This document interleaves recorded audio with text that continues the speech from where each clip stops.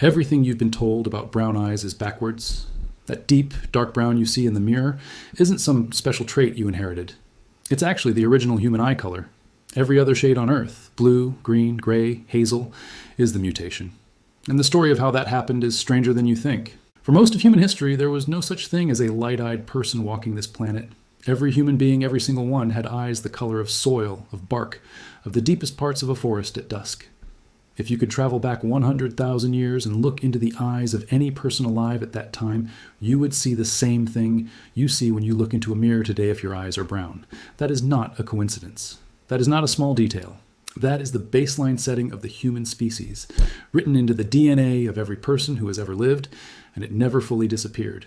It just got covered up by newer, rarer versions in certain corners of the world. To understand why that is true, we have to go inside the eye itself, down to a tiny ring of tissue called the iris. The iris is the colored part of your eye, the ring that surrounds your pupil, and its color is decided almost entirely by one substance, melanin. Melanin is the same pigment responsible for the color of your skin and your hair. It is produced by specialized cells, and depending on how much of it gets packed into the iris and how it's distributed within that tissue, you end up with a completely different appearance. High concentrations of melanin, densely packed, absorb almost all the light that hits the eye. And that absorption is what produces the deep, dark brown or near black color that dominates the human species. Lower concentrations of melanin allow more light to scatter. And that scattering is what produces blue, green, gray, and hazel eyes. There is no separate blue pigment sitting in someone's iris. Nobody's eyes contain blue paint.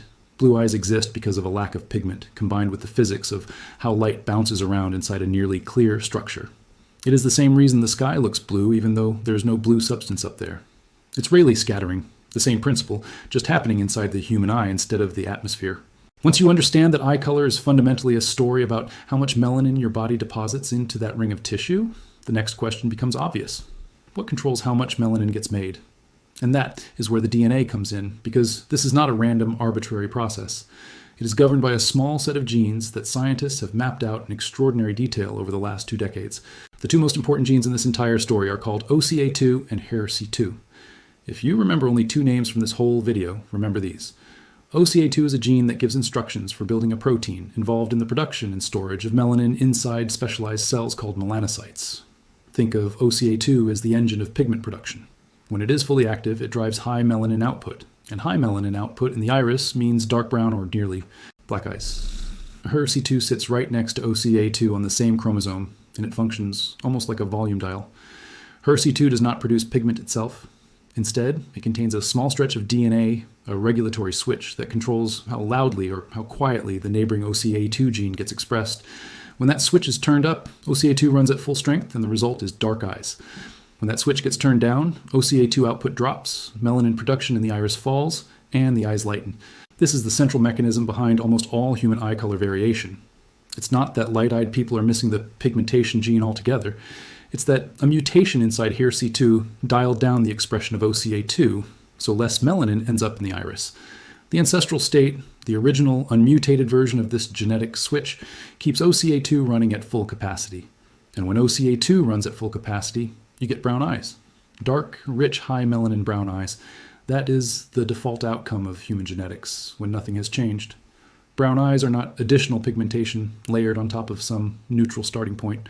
Brown eyes are what happens when the original genetic program runs exactly as it has run for hundreds of thousands of years uninterrupted. Now, here is where the story gets genuinely fascinating, because scientists didn't just theorize about this. They found the evidence, and they found it by studying the DNA of thousands of people and comparing genetic markers across different populations. What they discovered is that the mutation responsible for light eyes, the one that quiets down that HERC2 switch, is remarkably young in evolutionary terms. Researchers studying the OCA2 gene traced the specific allele associated with blue eyes and found that it likely emerged somewhere between 6,000 and 10,000 years ago. In the grand timeline of human evolution, where our species has existed for roughly 300,000 years, that is an almost impossibly recent event. It didn't happen at the dawn of humanity. It happened well after agriculture had already begun, well after complex societies were forming somewhere in a specific population, living in the region we now call Europe. Think about what that actually means. If modern humans have existed for around 300,000 years, and the mutation for light eyes only appeared 6,000 to 10,000 years ago, then for roughly 97% of the entire history of our species, every human being who ever lived everywhere on the planet had dark brown eyes. Not most humans, not the majority, all of them. There was no variation, there was no spectrum. There was one eye color for the entire species, and it was the color that gets dismissed today as ordinary, as common, as unremarkable. It was universal because it was the only option that existed. So what happened 6,000 to 10,000 years ago? Scientists studying the branching pattern of these genetic variants believe that a single mutation, or a small cluster of related mutations, appeared in a founder population somewhere in that region. This mutation altered the regulatory switch in HERC2 just enough to reduce OCA2 expression. Once that mutation existed, it didn't spread instantly or evenly across the world. It stayed largely confined to populations descending from that original group, which is exactly why light eyes remain concentrated, even today, overwhelmingly in people of European descent, and why they are still comparatively rare almost everywhere else on Earth. This is also why researchers studying iris pigmentation describe darker eyes as ancestral and lighter eyes as a branch that split off relatively late from that original darker lineage. The metaphor scientists actually use is a branching tree. Dark eyes are the trunk, light eyes are a late offshoot. There's an important nuance here that keeps this from being an oversimplified single-gene story, because human genetics is rarely that clean. Eye color is what scientists call a polygenic trait, meaning multiple genes contribute to the final result, not just one. Beyond OCA2 and HERC2, researchers have identified a whole supporting cast of genes that fine-tune the exact shade, intensity, and pattern of pigmentation in the iris. Genes like TYR, TYRP1, SLC24A4, SLC24A5, SLC45A2, and IRF4 all play supporting roles. TYR and TYRP1 are directly involved in the biochemical pathway that actually manufactures melanin, at a molecular level, essentially acting as enzymes in the production line. SLC24A4 and SLC24A5 are involved in transporting and regulating the cellular machinery that stores pigment. IRF4 interacts with the tyrosinase pathway and helps regulate how much pigment gets produced in response to other signals in the cell. None of these genes alone can flip someone from brown to blue, but together they explain why brown eyes themselves are not one single uniform color. They explain why some people have eyes so dark they look almost black, why others have a warm honey brown shade, why some brown eyes have flecks of amber or gold near the pupil, and why hazel eyes exist as a kind of in-between state, carrying more melanin than blue or green eyes, but less than a deep chocolate brown. This layered genetic system is also why eye color prediction from DNA, while impressively accurate for extreme cases like very light blue versus very dark brown, still isn't perfect for everyone. Scientists studying large populations have found that a notable percentage of people carry a genetic profile that would predict one eye color, and yet their actual observed eye color doesn't match that prediction. This tells us that even with everything we know about OCA2, HERC2, and the surrounding supporting genes, there are still additional variants and interactions that science hasn't fully mapped yet. The core story, the ancestral dominance of brown eyes, and the recent European origin of the mutation that produced lighter eyes is well established. But the fine details of exactly why one person ends up with hazel eyes and their sibling ends up with a slightly different shade of brown involves a genetic puzzle that researchers are still actively piecing together. Now, let's talk about where dark brown eyes remain most concentrated today, because this connects directly back to that 6,000 to 10,000-year-old mutation and where it did and did not spread. Across the African continent, the overwhelming majority of the population has brown eyes, with estimates suggesting somewhere between 75% and 85% of people carrying this trait, ranging across a spectrum from lighter caramel tones to the deepest, richest shades of brown, depending on individual genetic variation. This isn't because African populations are missing some gene that other populations have. It's the opposite. It's because that population never received the specific mutation that arose in that European founder group thousands of years later. The ancestral genetic program, the one that has run since the dawn of the species, was simply never interrupted there. Asian populations show a similarly high concentration of brown eyes, again reflecting descent from lineages that split off before that European mutation ever appeared, or that remained largely isolated from it. Europe, meanwhile, is genuinely the outlier in this story, the place where you find the widest spectrum of eye colors on the planet, from deep brown through hazel and green, all the way to the palest ice blue, precisely because it's the region where that mutation originated and then spread through generations of interbreeding within the population. Even within Europe itself, there's a noticeable pattern. Southern European populations tend to have a higher percentage of brown-eyed individuals, with figures suggesting somewhere around 70 to 79%, while Northern European populations show a much higher concentration of lighter eyes.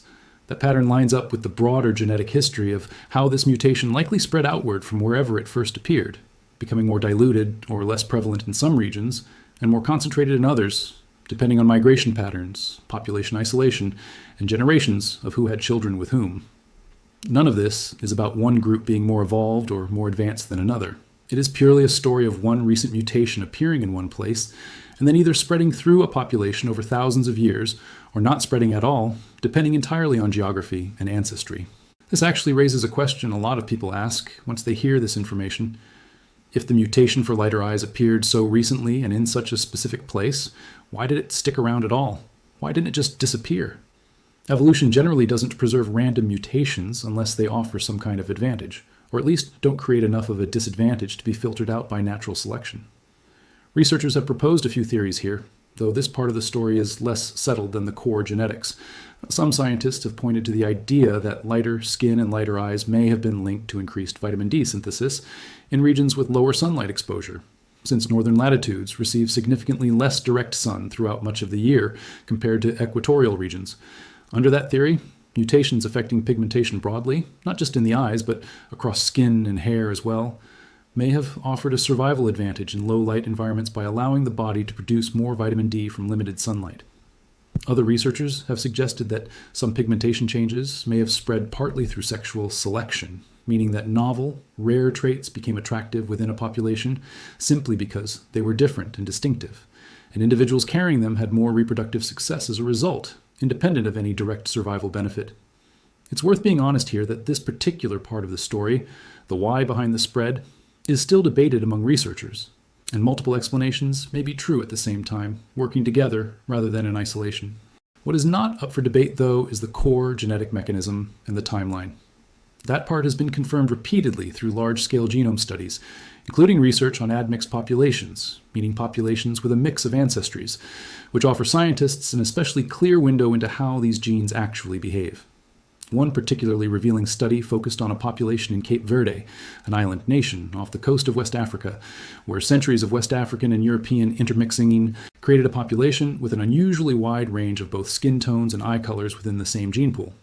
Because this population carries a blend of ancestries, researchers were able to directly observe how the same genetic markers, OCA2, HERC2, and a gene called SLC24A5, played out across a huge spectrum of pigmentation outcomes, from the darkest brown eyes to strikingly pale blue eyes, sometimes even within the same extended family. What they found reinforced everything else we've discussed. The same two core genetic regions, the HERC2 and OCA2 area, accounted for the overwhelming majority of variation between blue and brown eyes, as well as the varying intensities of brown itself. This is powerful evidence because it shows the mechanism isn't unique to any one population. It's universal human biology. The same genetic switch controls eye color in every human being on Earth, regardless of ancestry. What differs between populations isn't the mechanism itself, it's simply which version of that switch, mutated or original, happens to be common in that particular gene pool. Based entirely on history and ancestry, rather than any deeper biological difference. This brings us to something worth sitting with for a moment, because once you understand this mechanism, the entire way you think about brown eyes should shift. Brown eyes are not a variation. They are not one option among many equally weighted possibilities, the way we sometimes casually think about traits like height or hair texture. Brown eyes are the reference point. They are what the human genome produces when nothing unusual has happened to the OCA2 and HERC2 genes. Every other eye color that exists today, blue, green, gray, and every shade of hazel exists specifically because something changed. A mutation occurred, a regulatory switch got dialed down, and that altered version then spread through a specific population over a relatively short window of evolutionary time. If you have dark brown eyes, you are not looking at a random trait you happen to inherit. You're looking at the original, unmodified genetic blueprint that every human being on this planet once carried, tracing back hundreds of thousands of years, long before agriculture, long before written language, long before anything we would recognize as civilization. There's also something worth noting about how this trait behaves at the level of individual inheritance. Because people often ask how two brown-eyed parents can have a child with lighter eyes, or how two parents with different eye colors predict what their children might look like. For a long time, textbooks presented eye color as if it followed simple, single-gene inheritance, with brown always dominant over blue in a clean, predictable pattern, similar to the basic Mendelian genetics taught in introductory biology classes. That simplified model captures part of the truth, since the HERC2 region does behave in a way where the version associated with brown eyes tends to be dominant over the version associated with blue eyes. But because we now know eye color involves multiple contributing genes working together rather than just one, the reality is more nuanced. It's entirely possible and well documented for two brown-eyed parents, each carrying a hidden, recessive version of these genes, to have a child with green, hazel, or even blue eyes, if both parents happen to pass down their less common variants together. This is also why eye color can sometimes seem to skip a generation, appearing to vanish and then reappear later in a family tree, because these variants can remain hidden, carried silently in someone's DNA without being expressed, only to combine again unexpectedly in their children or grandchildren. Forensic scientists and geneticists have actually leveraged this understanding for very practical purposes, because certain genetic markers, particularly around HERC2, correlate so strongly and so predictably with the presence or absence of blue eyes specifically, researchers developed DNA-based tools capable of predicting a person's eye color directly from a genetic sample with a surprisingly high degree of accuracy, particularly at the extremes of very light blue versus very dark brown. These tools have applications ranging from forensic investigations, where predicting physical characteristics from a DNA sample left at a scene can help narrow down a search, to ancestry testing services that offer customers insights into which of their inherited traits trace back to which branches of their family history. It's a striking demonstration of just how well understood this particular piece of human genetics has become. We're not talking about vague correlations here. We're talking about specific, identifiable genetic markers that can predict, with real statistical confidence, whether someone is likely to have brown eyes or blue eyes, just from a strand of their DNA. So let's bring this all the way back to where we started. If you have dark brown eyes, that trait isn't hiding some mysterious, complicated origin story that scientists just uncovered out of nowhere. If anything, it's the opposite. It's the trait that requires no unusual explanation at all, because it represents the continuation of the original human condition, uninterrupted across hundreds of thousands of years of evolutionary history. The real mystery, the real story that took researchers decades of genetic sequencing, population studies, and careful analysis to piece together, is how and why a small population in a specific place, at a specific and surprisingly recent point in human history, developed a mutation that dialed down melanin production just enough to create something the world had genuinely never seen before: light-colored eyes. That mutation then spread, generation after generation, through migration, through intermixing, through thousands of years of human movement across a continent, until it became common enough in certain regions to seem, today, almost as if it had always been there. But it hadn't. It was new. It is still, on the timescale of human evolution, essentially brand new. Every time you look into a pair of deep brown eyes, whether in the mirror or across a room, you're looking at a direct, unbroken genetic thread connecting that person back through countless generations, through every era of human history, all the way to the very beginning of our species. There was no version of humanity, none, that didn't have that trait first. Blue eyes, green eyes, gray eyes. Every lighter shade that exists in the world today, all of them are, in the most literal genetic sense, the newcomers. They are the exception that emerged from the rule. Brown eyes were, and in a very real sense still are, the rule itself. It's also worth taking a moment to appreciate just how the actual biology of melanin production works inside a living eye, because it makes the whole story feel a lot less abstract. Melanin isn't just floating around loosely inside the iris. It's manufactured and stored inside specialized cells called melanocytes, which sit within a particular layer of the iris tissue. Inside these melanocytes, small structures called melanosomes act almost like tiny factories, packaging pigment into dense granules. The more active those factories are, and the more melanin they manage to produce and store, the darker the resulting eye color will be. When OCA2 is running at full strength, which, remember, is the ancestral unmutated state those melanosomes are, working at full capacity, densely packing pigment into the iris. That density is what gives dark brown eyes their almost velvety, light-absorbing appearance. Very little light passes through or reflects back out, because the pigment is essentially soaking it up. In lighter eyes, where OCA2 expression has been dialed down by that HERC2 mutation, the melanocytes are still present, they haven't vanished, but they're producing and storing dramatically less pigment. With less pigment to absorb incoming light, more of it scatters within the collagen fibers of the iris stroma, and that scattering effect is what our eyes and brain interpret as blue, green, or gray. This also explains something a lot of people notice but rarely think to question. Why do some babies appear to be born with blue or gray eyes, only to have their eye color shift and darken over the first year or so of life? The answer connects directly back to melanin production timing. Melanocytes in a newborn's iris haven't necessarily reached full pigment production yet at the moment of birth. Over the following months, as those cells mature and melanin synthesis ramps up, the eye color can shift, sometimes dramatically, settling into what will become that child's permanent eye color, usually somewhere between 6 months and 3 years of age. This is far more common in populations where the genetic potential for lighter eyes exists, since a child destined for very dark brown eyes typically shows strong pigmentation from birth, while a child whose genetics allow for a lighter outcome may take longer for that melanin production to fully ramp up or stabilize. Let's also talk briefly about how researchers actually study this at the population level, because the methods themselves are genuinely fascinating. It's not as simple as just asking people what color their eyes are and cross-referencing that with a DNA sample. Human perception of eye color is subjective and something one person calls hazel, another might call light brown, and someone else might describe as green with brown flecks. To get around this problem, some research teams have developed quantitative image-based measurement systems, using digital photography and reflectance analysis to score eye color along a continuous numerical scale rather than relying on category labels like brown, hazel, or blue. One such method, developed specifically for studying populations with a wide range of pigmentation, plots eye color along a curve that runs from the very lightest blue at one end to the very darkest brown at the other, allowing scientists to place every individual at a precise point along that spectrum rather than forcing them into a handful of broad, imprecise categories. This kind of rigorous quantitative approach is part of why modern genetic findings on eye color are so much more reliable than earlier 20th century studies, which often relied on much cruder classification systems. There's another layer to this story that deserves attention, and it involves skin color because the two traits, while controlled by overlapping genetic machinery, don't always move together the way people sometimes assume. It's a common misconception that light eyes and light skin are a package deal, always inherited together, or that dark eyes must always accompany darker skin. Genetically, this isn't strictly true. While genes like SLC24A5 and SLC45A2 influence both skin and eye pigmentation to some degree, they don't control both traits through identical pathways, and the combination of variants a person inherits can produce mismatches that defy simple assumptions. Researchers studying admixed populations have specifically noted individuals with notably dark skin and strikingly blue eyes, a combination that might seem surprising if you assumed pigmentation across the whole body moved as one unified trait. It doesn't.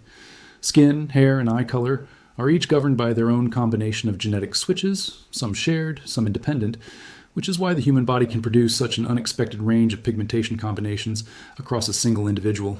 It's also worth addressing a subtler point that often gets lost in conversations about ancestry and pigmentation genetics. None of this research supports any notion of one population being genetically superior or more evolved than another. A recent mutation isn't automatically better than an ancestral trait, and an ancestral trait isn't automatically superior to a newer variation either. Evolution isn't a straight line moving toward improvement. It's a branching, messy process shaped by random mutation, migration, isolation, and which traits happen to spread through which populations for reasons that were often as simple as geography and who reproduced with whom over thousands of years. The genetic story of eye color is a clear illustration of how deeply connected every human population is, all descending from the same ancestral lineage, all carrying, in different combinations, the same underlying genetic toolkit. The differences we see today, brown eyes here, blue eyes there, are recent branches on an old, shared tree, not evidence of separate origins or fundamentally different biology. As genetic sequencing technology improves, and as researchers gain access to larger, more diverse data sets from populations historically underrepresented in genomic studies, our understanding of how these pigmentation genes interact will only get sharper. Much of the earliest research into eye color genetics was conducted primarily on populations of European descent, simply because that's where the light-eyed variation existed to study in the first place. But as research expands into African, Asian, indigenous, and admixed populations around the world, scientists are uncovering additional variants and subtler interactions invisible in earlier, narrower studies. This broader approach isn't just filling in academic detail, it's correcting a real gap in scientific knowledge, ensuring our understanding of pigmentation genetics reflects the full diversity of the human species, rather than being built primarily around the one population where a relatively young mutation happened to create a visually striking, but genetically minor, departure from the ancestral norm. And that's the actual science behind one of the most common and most quietly remarkable traits a person can carry. Not a mystery finally solved, but a truth that was there in our DNA the entire time, waiting for the tools of modern genetics to catch up and confirm what our own evolutionary history had already written, one generation at a time, going back further than almost any other physical trait we still carry today.